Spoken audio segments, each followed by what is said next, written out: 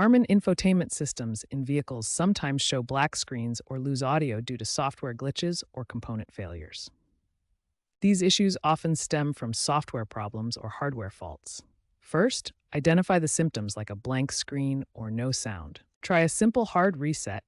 Hold down the power button until the system restarts completely. If that doesn't work, check for available software updates through over-the-air updates, which fix many glitches. For persistent problems, use diagnostic tools or enter safe mode via USB connection to pinpoint the issue. Remember to ensure your vehicle's battery voltage stays above 12 volts to avoid power-related failures. In some cases, component failures require professional intervention or recall repairs. If basic troubleshooting fails, advanced solutions are needed. Software updates have addressed many historical problems, but issues may persist in older models. Looking forward, AI integration is transforming maintenance.